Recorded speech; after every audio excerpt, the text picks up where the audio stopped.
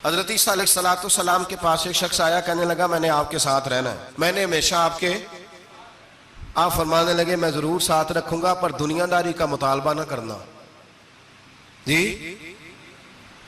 تو اس پیر دے بندے کی میں مرید ہون جی دے مرید ہو یا دکان ہی نہ چمکے، کیا مطلب ہوا بیعت ہونے کا؟ اتنی دیر کے مرید ہوئے ہیں تو کوئی فائدہ نہیں ہوا، نہ کاروبار چمکا نہ دکان بنی، الٹا پیر صاحب کہتے ہیں سود بند کر دو، دھوکے بند کر دو، فریب بند، جت ہوندہ پہ ہو تو بھی نہیں ہون دے دے، کیا فائدہ ہے نا جی؟ تو کوئی مکر فریب ہی نہیں، دجل ہی نہیں، سادہ سادہ کام کیسے ہوگا؟ حضرت عیسیٰ علیہ السلام کہنے لگے میرے ساتھ رہنا ہے تو دنیا داری سے، بولیے دنیا داری سے بچنا۔ کہنے لگا جی بالکل صحیح ہے۔ آپ فرمانے لگے چلو ٹھیک ہے۔ حضرت عیسیٰ نے چاہا کہ اس کا امتحان کریں، فرمایا پہلے دن وہ آیا ہے صحبت صلح میں رہنے کے لیے، خیر سیکھنے کے لیے۔ حضرت عیسیٰ علیہ السلام فرمانے لگے کتنی روٹیاں کھائے گا؟ کہنے لگا ایک۔ آپ نے 3 روٹیاں منگوائی، ایک خود کھائی، ایک اس کو کھلائی، تیسری وہیں رکھی، اور جناب عیسیٰ دریا پہ وضو کرنے تشریف لے گئے۔ واپس آئے تو روٹی کوئی نہیں تھی وہاں۔ فرمایا روٹی کس نے کھائی ہے؟ کہنے لگا کوئی پتہ نہیں۔ جناب عیسیٰ علیہ السلام نے اس کو معجزہ دکھایا۔ ایک ہرن جا رہی تھی، اس کے ساتھ 2-3 چھوٹے چھوٹے بچے تھے۔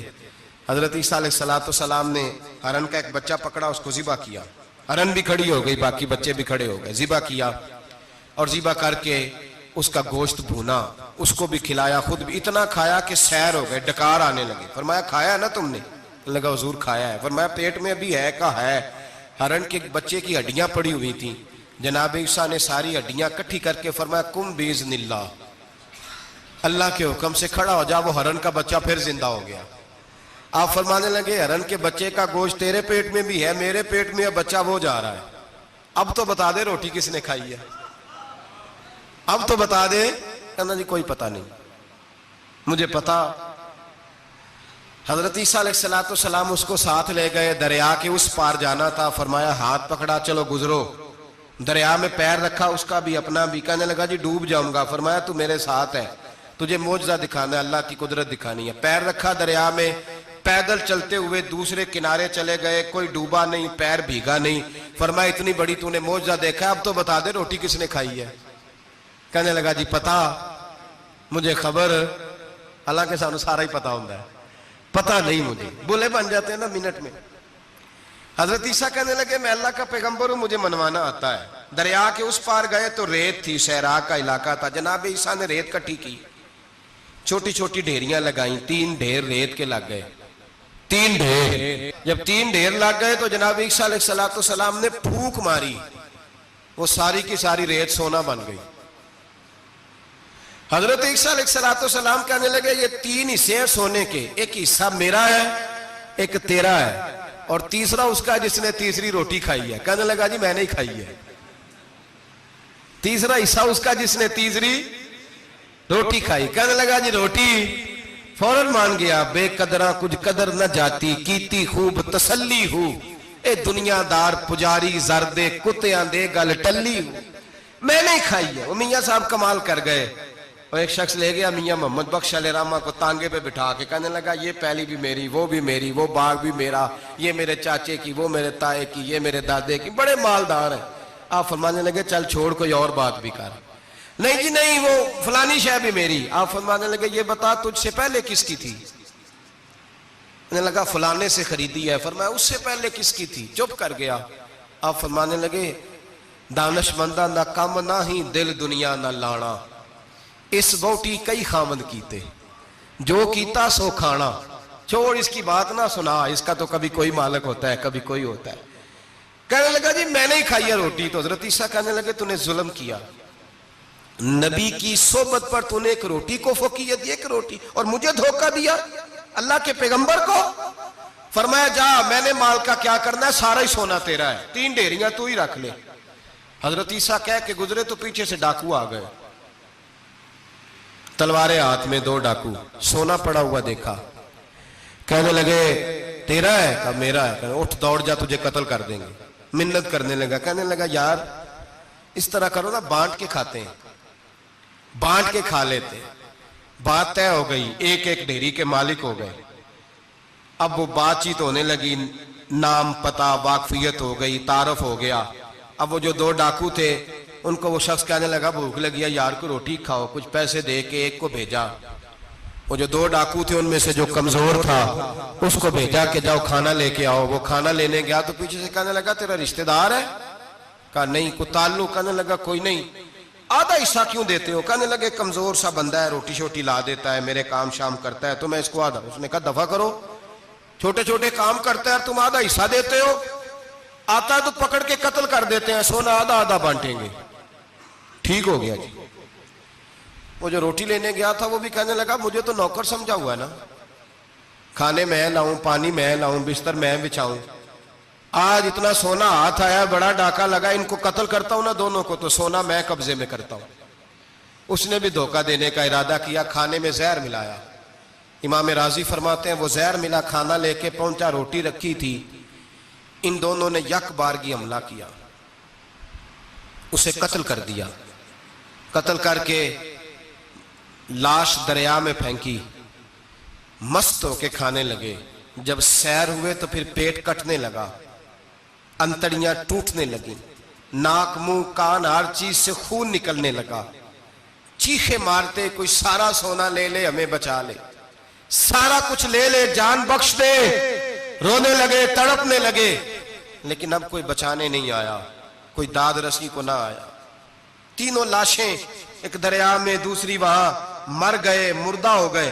حضرت عیسیٰ علیہ السلام چند گھنٹوں کے بعد گزرے تو لوگوں نے کہا حضور یہ کیا ہے؟ فرمایا دنیا داری کا انجام، لالچ کا انجام، دھوکے کا انجام، فریب کا انجام۔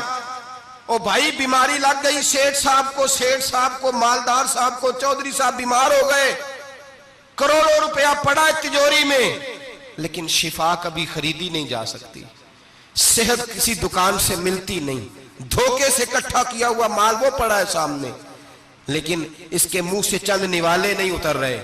یہاں تک حالات ہیں، ہماری عدالتوں کا اللہ حافظ ہے، اب وہاں کیس جاتے ہیں خلا کا کیس گیا، خاوند کے خلاف بی بی نے مقدمہ کر دیا۔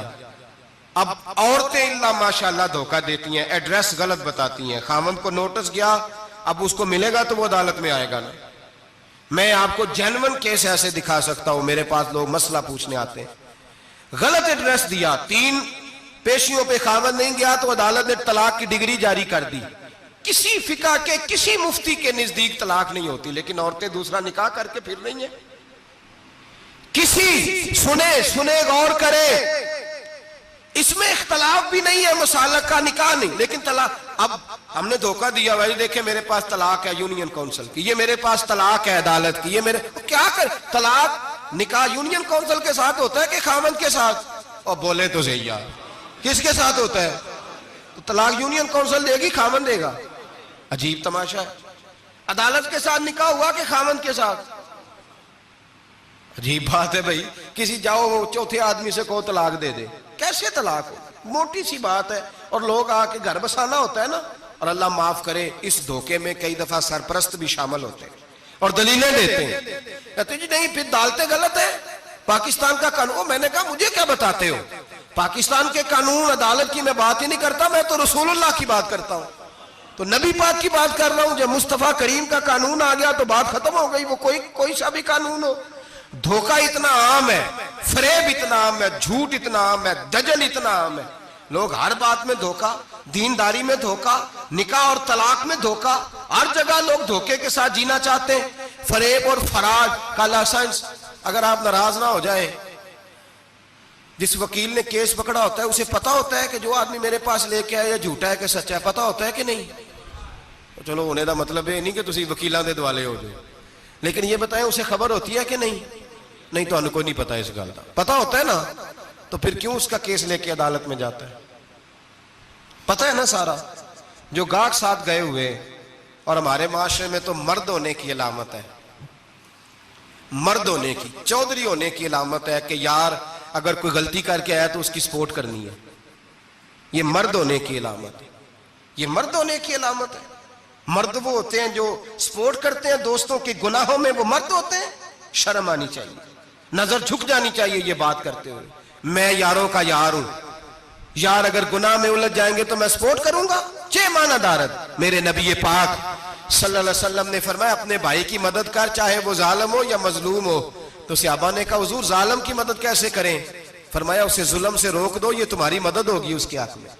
اسے منع کرو ظلم سے. کیا تو یہ مرد ہونے کی علامت ہے کہ میرا بھائی آ گیا تو جیسے کہے گا میں نے ویسے کرنا ہے؟ اس کا ہاتھ پکڑ، اسے منع کر، یہ تیری مردانگی کی علامت. میرے نبی پاک علیہ الصلوۃ والسلام نے فرمایا میرا مومن کبھی کسی کو دھوکا، اس کے مزاج میں دھوکا نہیں ہوتا، فریب نہیں ہوتا، فریب نہیں. ہمارے ہاں ایک اور بات بھی اب بڑی عام ہے، اتنے لمبے آرٹیکل چھپے ہیں، کبھی کتابیں کھول کے پڑھو کہ ہم اسلام کی رسوائی کا کتنا سبب بن رہے ہیں. یورپ پہ نوجوان گئے اور ان عورتوں سے نکاح کیے صرف نیشنلٹی لینے کے لیے. کیا نیشنلٹی لینے کے لیے غیروں سے دھوکا کرنا جائز ہے؟ میرے نبی پاک صلی اللہ علیہ وسلم بدر میں تھے، دو صحابی آ رہے تھے، دونوں بہادر صحابی تھے. رستے میں ابو جہل سے ملاقات ہو گئی. ابو جہل کہنے لگا تم جا رہے ہو اپنے نبی کے ساتھ جنگ میں تعاون کرو گے؟ وہ صحابہ کہنے لگے نہیں، ہم تو ویسے جا رہے ہیں، ہم بالکل بھی جنگ نہیں کریں گے. کا وعدہ کرتے ہو؟ کا وعدہ کرتے ہیں. وہ دونوں آ گئے حضور کے پاس، یا رسول اللہ صلی اللہ علیہ وسلم ہم آ رہے تھے اور ابو جہل ملا ہے، ہم نے وعدہ کر لیا ہم جنگ نہیں لڑیں گے. 313 لوگ تھے اور ایک آدمی کی ضرورت تھی. کہا حضور کافر سے وعدہ کیا ہے، کافر سے. نبی پاک نے فرمایا تم ہتھیار نہیں اٹھاؤ گے. وعدہ کافر سے کیا پر کیا تو ایک مومن نے ہے نا. ایک شمون نام کے بزرگ تھے، بنی اسرائیل سے تعلق تھا، بڑی عبادت کرتے تھے. 1000 سال عبادت فرمائی، ساری رات نفل پڑھتے، سارا دن روزہ رکھتے اور پھر روزہ رکھ کے تو کافروں سے جہاد کرتے. ساری زندگی جہاد میں گزاری، جس جنگ میں گئے اللہ نے فتح عطا فرمائی. یہ ذرا سوچئے کہ جس کا تذکرہ میرے نبی پاک فرما رہے ہیں وہ کتنا بڑا آدمی ہوگا. ولی اگرچہ بنی اسرائیل کے تھے لیکن اتنا زبردست ان کا جہاد کرنے کا طریقہ تھا. بڑا جہاد کیا، بڑی انہوں نے، کافر بڑے پریشان تھے کہ بندہ قابو نہیں آتا. بڑی دور تک بات گئی، بڑی جد و جہد کی، لیکن حضرت شمون علیہ رحمہ بنی اسرائیل کے ولی تھے، قابو نہ آئے. آخر ان کی بیوی کو خریدا. اور یہ 1-2 مثالیں بیویوں کی آ گئی ہیں، خامد بھی بکتے ہیں، یاد رکھنا، بھائی بھی بکتے ہیں. اللہ ماشاءاللہ جب کوئی بکنے پہ آتا ہے تو پھر وہ اپنے معیار کو قائم نہیں رکھتا، پھر لوگ گر جاتے ہیں معیار سے. بیوی کو خریدا. کہنے لگے تو نے اس کے ساتھ رہ کے کیا وقت گزارا ہے؟ کہنے لگی کوئی سکھ نہیں پایا، ایک وقت روٹی ایک وقت کی بھوک. درویشی کا درس دیتا ہے، کچھ بھی نہیں ملا. حضرت شمون علیہ رحمہ کی بیوی جب خریدی گئی، کہنے لگے جب یہ چونکہ یہ کم سوتے ہیں اور جتنی دیر سوتے ہیں گہری نیند سوتے ہیں، جب گہری نیند سو جائے تو رسیوں کے ساتھ جکڑ دینا. امام غزالی علیہ رحمہ نے اس کو لکھا ہے، رسیوں کے ساتھ جکڑ دیا بیوی نے. حضرت شمون اٹھے نہ تو اپنے آپ کو رسیوں سے بندھا ہوا دیکھا، اللہ اکبر کہا. جب اللہ اکبر کہا تو ساری رسیاں ٹوٹ گئیں. بیوی سے کہنے لگے تو نے کیوں باندھا؟ اس نے پھر دھوکہ دیا. کہنے لگی ہر جنگ میں لوگ آ کے بتاتے تھے تیرا خاوند بڑا دلیر ہے. میں نے کہا میں بھی دیکھوں کتنا دلیر ہے. سارے ایک نیا رنگ، ایک نیا روپ، ایک نیا طریقہ. تو میں نے تو آزمایا ہے. اور یہ تو چھوٹی چھوٹی رسیاں تھیں. آپ فرمانے لگے چلو ٹھیک ہے اگر تو نے آزمایا ہے تو پھر دیکھ بھی لیا ہے. کچھ دنوں کے بعد اس نے زنجیروں سے باندھ دیا، لوہے کی زنجیروں سے. اٹھے تو بندھا ہوا پایا، اللہ اکبر کا تو زنجیریں بھی ٹوٹ گئیں. فرمانے لگے یہ تو نے کیا کیا؟ کہنے لگی دیکھنا چاہتی تھی، کچی رسیاں تو توڑ لیتے ہو، زنجیریں بھی ٹوٹتی ہیں کہ نہیں؟ ہاں بھائی ٹھیک آ کے لوگ بتاتے ہیں تو واقعی دلیر ہے، ہر جنگ میں کامیاب ہوتا ہے. اب قریب بیٹھنے لگی، کھانا اپنے ہاتھوں سے کھلانے لگی، فریب کرنے لگی، دھوکہ دینے لگی. کہنے لگی بتاؤ تو صحیح طاقت کا راز کیا ہے؟ مومن نرم دل ہوتا ہے. ایک دفعہ کوئی مسکرا کے پاس آتا ہے تو سمجھتا ہے کہ شاید یہ میرا خیر خواہ ہے، اس لیے مومن دھوکے کھاتے ہیں، دھوکے دیتے نہیں. جب اس نے محبت کے لب و لہجے میں بات کی تو جناب شمون کہنے لگے اور تو میں کسی چیز سے قابو نہیں آ سکتا. بال ان کے لمبے لمبے تھے، بیٹھتے تھے تو نیچے بال آتے تھے، ہماری شریعت میں جائز نہیں. نبی پاک صلی اللہ علیہ وسلم نے زلفے کانوں تک کی اجازت دی ہے، کندھوں تک کی اجازت ہے. کندھوں سے نیچے بال آئیں تو حرام لکھا ہے اعلیٰ حضرت نے، کندھوں سے نیچے جائز نہیں. ان کے بال بڑے لمبے تھے، بیٹھتے تھے تو نیچے دب جاتے تھے. حضرت شمون کہنے لگے مجھے دنیا کی تو کوئی طاقت نہیں باندھ سکتی، ہاں میرے بالوں سے مجھے باندھ دیا جائے تو پھر نہیں میں اٹھ سکتا. بس اس کے ہاتھ بات آ گئی، اس نے کھانا بھی کھلایا، اس نے بستر بھی بچھا کے دیا، پیر بھی دبایا، جب سو گئے تو اس نے ان کے بالوں سے انہیں باندھ دیا اور کافروں کو جا کے بتایا کہ آج نہیں کھول سکے گا۔ جب اٹھے تو بندھا ہوا دیکھا، بیوی کی طرف دیکھا، کہا تجھے خیال نہیں آیا کھول دے؟ کہنے لگی ساری زندگی غربت دی تو نے، یہ دیکھ مجھے ہیرے ملے ہیں، کنگن ملے ہیں، یہ دیکھ میرے کانوں میں ہیرا، سونا، چاندی، ہر چیز، چل جا، تیرا کیا کرنا ہے؟ ساری رات عبادتیں، سارا دن تو ذکر فکر اور جہاد میں گزار دیتا۔ دھوکہ دیا۔ ان کافروں نے آ کے ستون کے ساتھ چارپائی اٹھائی اور ستون کے ساتھ کھڑی کی، پھر رسیوں اور زنجیروں سے باندھا۔ اللہ کے ولی کا سب سے پہلے ناک کاٹا، پھر تلوار کے ساتھ کان کاٹے، پھر آنکھیں نکالی۔ جب زبان کاٹنے لگے تو انہوں نے اللہ کو آواز دی، کہا میرے مولا میں کوئی لاوارث ہوں کہ کوئی مجھے دھوکہ دے اور اس انداز میں قتل کر دے؟ مولا میں دھوکے کھاتا رہا، میں کوئی لاوارث تو نہیں؟ جب یہ دعا فرمائی تو پھر بجلی چمکی، پھر اللہ کا قہر برسا۔ امام غزالی فرماتے ہیں وہ کافر جو آئے تھے وہ جلے، اس طرح جلے کہ ان کی ہوا بھی اڑ گئی۔ اب وہ بی بی دوڑی آئی اور پیروں میں بیٹھی کہنے لگی بخش دو۔ آپ فرمانے لگے ساری زندگی میں تیرے دھوکے کھاتا رہا، اب اللہ کی لاٹھی چلنے لگی ہے، اس کی آواز نہیں ہوتی، اب تو خدا کے حوالے ہے۔ پیروں سے آگ چلی، کہنے لگے وہ دیکھنا سونے سے کہہ تجھے بچائے، وہ جو تیرے ہاتھوں میں ہیرے کے کنگن ہیں انہیں کہہ تیری حفاظت کرے، اب وہ جو تیرے کانوں کے اندر سونے چاندی کی بالیاں اور کانٹے ہیں اور جھومر ہیں ان کو کہہ تجھے نجات دلائے۔ جلتی رہی، تڑپتی رہی، چیختی چلاتی رہی، اور اس طرح چیخی کہ وہ خاک بنی، ہوا میں اڑی۔ اللہ نے اپنے ولی کی آنکھیں بھی دوبارہ عطا فرما دی، کان بھی دوبارہ عطا فرما دیے۔ اللہ تبارک و تعالیٰ نے پہلے سے زیادہ طاقت دی۔ وہ جب باہر نکلے تو اعلان کر رہے تھے لوگوں دیکھو دھوکہ والے جل گئے، تباہ ہو گئے، نام و نشان مٹ گیا، اور مجھے دھوکہ دیا گیا تھا تو اللہ نے مجھے پہلے سے زیادہ طاقتیں عطا فرما دی، پہلے سے زیادہ قوتیں۔ دھوکہ نہ دیں، فریب نہ کریں۔ جو آپ کسی کو دے رہے ہیں، اور میرے محبوب علیہ السلام کی ایک حدیث تو یہ بتاتی ہے جو دنیا میں دھوکہ دے گا دنیا میں ہی اس کا نقصان اٹھائے گا، جو دنیا میں دھوکہ دے گا اس کا آخرت میں تو اٹھائے گا ہی، دنیا میں بھی اس کا نقصان ہے۔ حضرت مریم رضی اللہ تعالی عنہا کو اللہ تبارک و تعالی نے بغیر باپ کے جناب عیسیٰ علیہ السلام عطا فرما دیے۔ اب اس بات کو جب لوگوں کے سامنے پیش کیا جائے گا، لوگ کیا رائے دیں گے، یہ بھی تو ایک مشکل کام ہے نا۔ وہ خاتون، وہ پاک باز عورت جس نے اپنی زندگی کے سارے اوقات ہی اللہ کے گھر مسجد میں گزارے، جس کی ماں پاک ہے، باپ پاک ہے، خاندان پاک ہے، اس خاتون کو بغیر باپ کے جب گود میں بچہ لے کے لوگوں کے سامنے جانا ہے تو کن رویوں کا سامنا کرنا ہے، یہ آپ سمجھ سکتے ہیں۔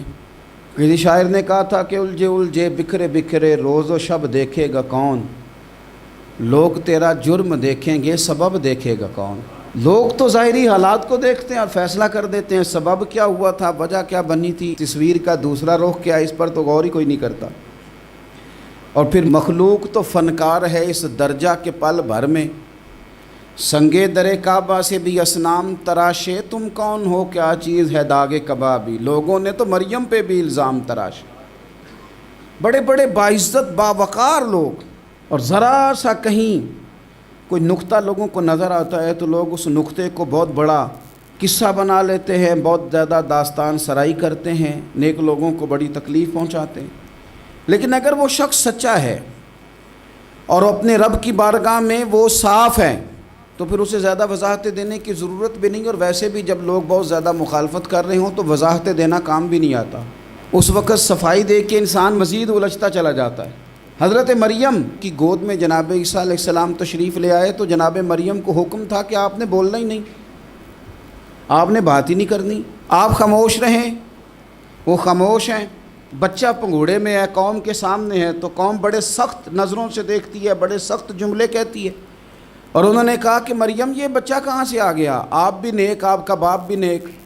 تو جناب مریم نے کیا کہا، قرآن مجید سورہ مریم کی آیت نمبر 29 دیکھیے، فَأَشَارَتْ إِلَيْهِ، تو جناب مریم نے نا پنگوڑے کی طرف اشارہ کیا، جناب عیسیٰ کی طرف اشارہ کیا، توجہ ادھر کی، فاشارت الی، بچے کی طرف اشارہ کیا، گویا اس سے پوچھ لے تو قوم کیا کہتی ہے؟ انہوں نے کہا قالوا کیف نکلم من کان فی المہد صبیا، یہ کیسے بات کرے گا، یہ تو پنگوڑے میں بچہ ہے۔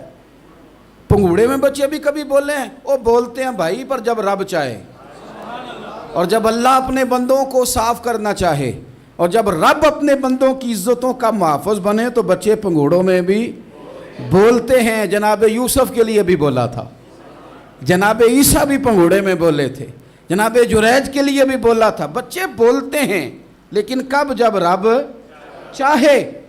کیسے بولے گا، یہ تو پنگوڑے میں ہے۔ لیکن جب انہوں نے دیکھا نا بچے کی جانب، آپ نے منہ سے نہیں کہا، وہاں تو حکم تھا چپ رہنا ہے، وہ خاموش تھی۔ پنگوڑے کی طرف اشارہ کر کے کہا اس سے پوچھ لو جو پنگوڑے میں ہے۔ تو جناب عیسیٰ پنگوڑے سے بولے اور سیدھے ہاتھ کے اشارے کر کر کے بولے۔ کیا کہتے ہیں؟ فرمانے لگے قال انی عبد اللہ۔ عیسائیوں نے کل کلاں کو کہنا تھا نا وہ اللہ کے بیٹے ہیں، تو انہیں بات یہاں سے شروع کی، کہنے لگے لوگوں سنو میں اللہ کا بندہ ہوں۔ بات شروع یہاں سے کی، جو کل بات ہونی تھی آج اس کا اظہار کیا، کہنے لگے انی عبد اللہ، میں اللہ کا بندہ ہوں، آتانی الکتاب، مجھے کتاب دی گئی ہے، وجعلنی نبیّا، اور رب نے مجھے نبی بنا کے بھیجا ہے۔ 10 منٹ پہلے جناب مریم کے بارے میں رائے لوگوں کی اور تھی، اور 10 منٹ کے بعد اور تھی۔ 5 منٹ پہلے باتیں اور تھیں، اور 5 منٹ کے بعد باتیں اور تھیں۔ جب رب بندوبست کر دے، جب اللہ اہتمام کر دے، میرے بھائی ضروری تو نہیں کہ ہم پریشان ہی رہیں کہ یار یہ کام میں نے کیا نہیں، میرے کھاتے ڈال دیا گیا، یار اس جرم کا میں مجرم ہی نہیں اور میرے منہ پہ سیاہی ملنے کی کوشش کی جا رہی، یہ میرا کھاتا ہی نہیں اور لوگ مجھے تکلیف دے رہے ہیں۔ ضروری نہیں کہ آپ ہی وضاحت کریں، میرا رب بھی بندوبست فرما دیا کرتا ہے۔ یوسف رات کو سویا تو تڑپ کے اٹھا، کیا ہوا؟ گھر والے کہنے لگے کیا ہوا؟ کہنے لگے سعید بن جبیر خواب میں آیا اور کہتے ہیں اٹھ مجھے بتا تو نے مجھے کیوں قتل کیا، بتا کیوں مارا؟ اگلی رات پھر سویا تو وہی خواب، پھر سویا تو وہی خواب۔ گناہ نفسیاتی مریض بنا دیتا ہے، ظلم تجھے مخبوط الحواس کر دیتا ہے۔ جب تو زیادتی کرتا ہے تو اللہ فرماتے ہیں کہ تو اللہ کو بھولتا ہے، اللہ تجھے اپنا آپ بھلا دیتا ہے، پھر تو بھول جاتا ہے، پھر تو سیدھے رستے پہ چلتا ہے پر بھٹک جاتا ہے، پھر تو صحیح رستوں کا تعین کر کے بھی گمراہ ہوتا ہے، پھر تو روز وہی گاڑی چلاتا ہے پر اب جب تو بریک لگاتا ہے تو نہیں لگتی۔ جب گناہوں کے ساتھ تو مخبوط الحواس ہوتا ہے تو روز وہ کاروبار کرتا ہے، لیکن جب تیرے گناہ تجھے گھیر لیتے ہیں پھر اسی کاروبار میں تو نقصان اٹھاتا ہے۔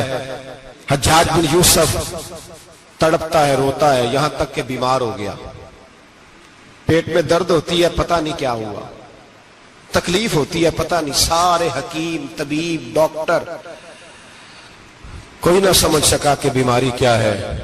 جو بیماریاں خدائی ہوتی ہیں ان کا لوگوں کو پتا، جو آزمائشیں رب کی جانب سے ہوتی ہیں وہ ڈاکٹروں کے ہتھے نہیں چڑھتی، جو تکلیفیں اللہ دیتا ہے ان کا حکیم طبیب علاج نہیں کر پاتے، مشکل، اور شفا اسی وقت ہوتی ہے جب اللہ دینا چاہے، اور جب رب ہی دینا نہ چاہے تو بڑے بڑے ڈاکٹر کہتے ہیں کہ ہمارے بس کی بات نہیں رہی۔ بغداد سے حکیم آئے، پیٹ دیکھا، کہنے لگے نہ تیرے معدے میں کوئی دقت ہے، نہ تیرے جگر میں، نہ کسی اور جگہ، ماجرا کیا ہے؟ ایک آخری علاج ہے، آخری، وہ کیا؟ گوشت کا چھوٹا سا ٹکڑا دھاگے کے ساتھ باندھ کے منہ میں ڈالا، اور پھر ایک باریک سا تنکا لے کے اس کو اندر ڈالنے لگے گلے میں۔ وہ گوشت کا ٹکڑا جب حلق کے اندر اتر گیا، اس حکیم نے واپس کھینچا تو کیسے ایسی بدبو آئی جیسی کبھی سونگی نہ تھی۔ جانور، کیڑے مکوڑے لگے ہوئے باہر نکلے، اور جب دیکھا تو جتنے محل میں لوگ بیٹھے تھے چلاتے ہوئے نکل گئے کہ یہ کیا مصیبتیں ہیں۔ حکیم بھی اٹھ کے دوڑنے لگا، کہا تجھے کیا ہوا؟ کہنے لگے حجاج تیری بیماری زمینی نہیں، تیری مصیبت زمینی نہیں۔ کہا میری مرض تک تم کیوں نہیں پہنچ پا رہے؟ تو کہنے لگے لگتا ہے تو بد دعا کا مریض ہے، لگتا ہے تو ظلم کا مریض ہے، تو جبر کا مریض ہے۔ تڑپتا رہا، سسکتا رہا، ایک وقت وہ بھی آیا کہ گھر والوں نے کمرے میں بند کر کے تالا لگا دیا, دیوار سے ٹکرے مارتا, او بھائی جو گناہوں کے بیمار ہوتے ہیں انہیں شفا نہیں ہوتی, جو ظلم جبر بربریت کے بیمار ہوتے ہیں انہیں سکون قلبی میسر نہیں آتا. دوائیاں ان بیماریوں کی بنی ہوئی ہیں جو بیماریاں زمینی ہیں, جو بیماریاں خوراک کی بد پرہیزی سے ہوتی ہیں, جو گناہوں کی بد پرہیزی سے ہوتی ہیں, ان کی بیماریاں, ان کی شفا توبہ ہے, ان کی شفا رجوع اللہ ہے, ان کی توبہ اللہ سے معافی مانگنے سے شفا ہوتی ہے. حجاج جب مرنے لگا تو بلایا, یہ رنگ بھی ذرا ملاحظہ کیجئے گا, 2-4 قریبیوں کو بلایا, پتہ ہوتا ہے نا اپنے کرتوتوں کا آدمی کو, پتہ سارا ہے سردار نو کیتی ہے, پتہ ہوتا ہے سارا. بلا کے کہنے لگا جب میں مر جاؤں تو مجھے رات کو دفن کرنا.